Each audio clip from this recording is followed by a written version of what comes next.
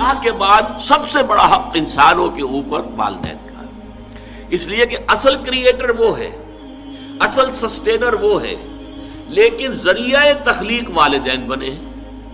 والدین کے نطفے ہی سے تو والدہ کے رحم کے اندر آپ کی زندگی کا، آپ کے وجود کا آغاز ہوا ہے۔ پھر والدہ نے آپ کو اپنے خون سے، آپ نے اس کا خون چوسا ہے، ایک بہت بڑی جونگ کی طرح جو ہے پیٹ کے اندر وہ بچہ جو ہے ماں کا خون چوس رہا ہے اور اسی سے پل بڑھ رہا ہے۔ پھر یہ کہ 9 مہینے تک اس نے اپنے پیٹ میں رکھا ہے، پھر جو وضع حمل ہوا ہے کس قدر تکلیف اور شدت کی کیفیت کے ساتھ ہوا ہے، پھر اس نے اپنے خون ہی کی توانائی ہے جو دودھ کی شکل میں تمہاری غذا کے طور پر تمہیں پلائی ہے۔ تو ان کا حق جو ہے تمام انسانوں میں فائق، جملہ مخلوقات میں فائق تر حق ہے والدین کا۔ وَوَصَّيْنَا الْإِنسَانَ بِوَالِدَيْهِ، اور ہم نے والدین کے بارے میں انسان کو وصیت کی۔ یہ وصیت در حقیقت فطرت انسانی کے اندر موجود ہے، والدین کے ساتھ یہ حسن سلوک فطرت انسانی کے اندر موجود ہے۔ وہ شکر کا جذبہ جو ہے، میں نے تو آپ سے عرض کیا، سب سے پہلے تو والدین ہی سے منسلک ہوتا ہے، والدین ہی اس کے پروٹیکٹر ہیں۔ بچے کو کئی کسی طرف سے خوف ہوتا ہے، بھاگتا ہے دوڑ کر ماں کی چھاتی سے چپٹ جاتا ہے، گود میں داخل ہو گیا، وہ سمجھتا ہے کہ میں تو قلعے کے اندر آ گیا۔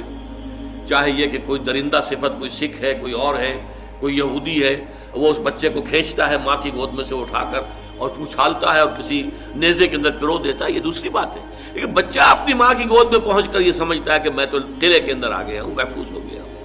لہذا اس کا جذبہ تشکر پورا والدین کے ساتھ اس کو برقرار رہنا چاہیے، یہ جذبہ تشکر۔ اور اس میں خاص طور پر یہی وجہ ہے، قرآن مجید میں آپ دیکھیں گے کہ یہ 4-5 مقامات ایسے ہیں، سورہ بقرہ میں بھی ہے، سورہ نساء میں بھی ہے، سورہ انعام میں ہے، سورہ بنی اسرائیل میں ہے، کہ والدین کا حق اللہ کے حق کے فوراً بعد وَقَضَىٰ رَبُّكَ أَلَّا تَعْبُدُوا إِلَّا إِيَّاهُ وَبِالْوَالِدَيْنِ إِحْسَانًا، اور تیرے رب نے فیصلہ کر دیا ہے کہ تم نہیں بندگی کرو گے، پرستش کرو گے کسی کی سوائے اللہ کے، اور والدین کے ساتھ نیک سلوک، یعنی اللہ کے ذکر کے فوراً ساتھ جڑا ہوا۔ جیسے یہاں ہے انشکر لی ولوالدیک، شکر کرو میرا۔ دیکھیے اللہ کو اپنا حق جتانے میں کوئی حیا نہیں ہے، کوئی شرم نہیں ہے۔ اللہ نے اپنا حق، کرو میرا شکر۔ انشکر لی، کریٹر میں ہوں، تمہاری ماں کے دل میں ممتا میں نے ڈالی ہے، تمہارے باپ کی شفقت جو ہے وہ جو میری اس کے دل میں تھی تمہارے لیے، وہ میں نے پیدا کی تھی۔ تو اصل کریٹر اور سسٹینر تو میں ہوں، میرا شکر۔ اور یہاں پہلے اپنے شکر کا ذکر کیا، حالانکہ یہاں ذکر ہو رہا ہے والدین کا۔ وَوَصَّيْنَا الْإِنسَانَ بِوَالِدَيْهِ، ہم نے وصیت کی انسان کو والدین کے بارے میں، لیکن اس کا اختتام جو ہو رہا ہے انشکر لی، شکر کرو میرا، وَلِوَالِدَيْكَ، اور اپنے والدین کا۔ اِلَيَّ الْمَصِيرُ، بالآخر تو میری ہی طرف لوٹ کر آ جانا ہے، تم بھی آ جاؤ گے، تمہارے والدین بھی آ جائیں گے۔ لیکن یہاں نوٹ کیجئے، والدین میں سے والدہ کے حق کو فائق قرار دیا گیا۔ حملتہ امہ وہنا علی وہن، اسے اٹھائے رکھا اس کی ماں نے کمزوری پر کمزوری جھیل کر۔ ظاہر بات ہے نقاہت ہوتی ہے عورت کے اندر، جیسا کہ میں نے ابھی عرض کیا تھا، ایک جونک ہے جو اس کا خون چوس رہی ہے مسلسل، اس کو نقاہت ہو رہی ہے کہ نہیں ہو رہی؟ وہنن علی وہن، کمزوری پر کمزوری، ضعف پر ضعف جھیلتے ہوئے اس نے اسے اٹھائے رکھا۔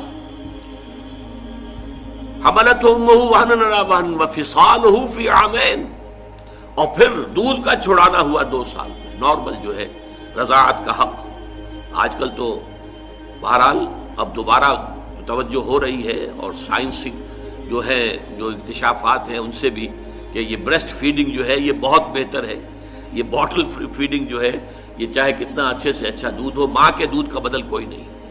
وفصالہ فی عامین، اور اس کا دودھ چھڑانا 2 سالوں میں۔ انشکر لی، اسی لیے حدیث میں آتا ہے کہ ایک صحابی نے حضور سے پوچھا کہ حضور میرے حسن سلوک کا اولین مستحق کون ہے؟ آپ نے فرمایا تمہاری والدہ۔ انہوں نے پھر پوچھا ان کے بعد کون؟ پھر فرمایا تمہاری والدہ۔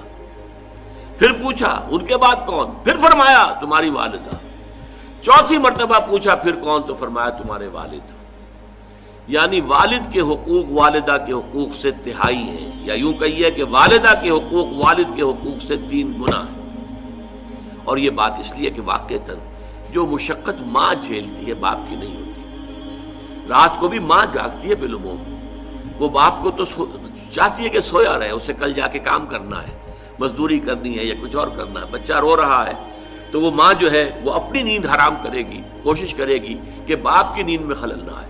یہ سارا جو ہے بوجھ جو ہے اٹھایا ہے ماں نے، جسمانی طور پر بھی، ذہنی طور پر بھی، نفسیاتی طور پر بھی۔ سب سے زیادہ جو عمل دخل ہے انسان کی پرورش میں وہ تو والدہ کا ہے، لہذا والدہ کے حقوق جو ہے، اور اس میں ذرا ایک توازن ہے، قانونی اعتبار سے اولاد والد کی ہے، اگر سیپریشن ہو جائے گی والد کو جائے گی، نام والد کا چلے گا، فلاں ابن فلاں، ماں کا نام نہیں چلے گا امریکہ کی طرح آج کل، اس لیے کہ وہاں تو باپ کا اکثر پتہ ہی نہیں ہوتا کہ باپ ہے کون، اکثر اولاد جو ہے وہ حرام زادی ہے، لہذا پتہ کیا کہ باپ کون ہے، بغیر کسی شادی کی اولادیں ہو رہی ہیں۔ We are living together, we are not married, we are living together، اور living together میں بچے بھی ہو رہے ہیں، کوئی لیگل ان کے درمیان جو ہے وہ رشتہ نہیں ہے، وہ میاں بیوی نہیں ہے، only we are living together۔ بہرحال تو والدہ کے حقوق جو ہے، قانونی حق والد کا فائق ہے، لیکن اخلاقی حق والدہ کا بہت درجے فائق ہے۔ الجنت تحت اقدام الامہات، جنت جو ہے وہ تو ماؤں کے پاؤں تلے ہے، یہی باپ کے پاؤں تلے نہیں کہا ہے۔ تو یہ بیلنس ہے، دنیاوی نظام چلانے کے لیے باپ کا معاملہ، وہ ہیڈ آف دی فیملی ہے، الرجال قوامون علی النساء، لیکن یہ ہے کہ جہاں تک اخلاق کا، حسن سلوک کا، ادب کا،